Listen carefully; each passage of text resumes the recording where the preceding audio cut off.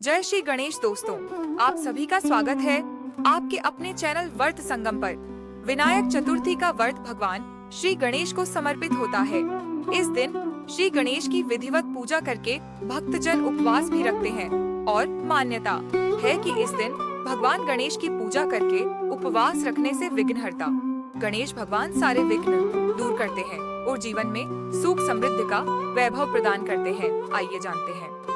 फाल्गुन मास के कृष्ण पक्ष में आने वाली विनायक चतुर्थी की पौराणिक कथा इस प्रकार। एक समय की बात है, एक बार माता पार्वती की एक बालक की मूर्ति बनाकर उसकी प्राण प्रतिष्ठा की। इसके बाद वे कंदराओं में स्थित कुंड में स्नान करने चली गई। लेकिन कुंड में जाने से पहले पार्वती जी ने अपने पुत्र को आदेश दिया कि किसी भी परिस्थिति में किसी भी व्यक्ति को कुंड प्रवेश मत करने देना।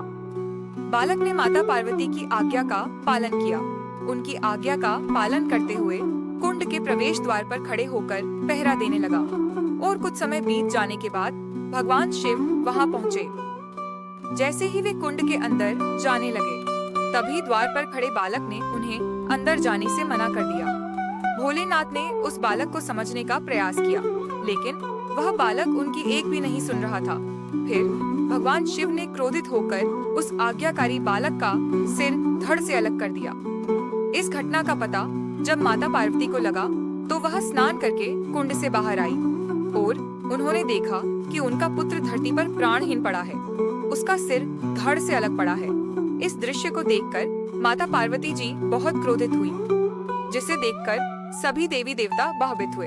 तब भगवान शिव अपने सेवकों की आदेश देते हैं कि ऐसे बालक का सिर लेके आओ जिसकी माता की पीठ उस बालक की ओर हो।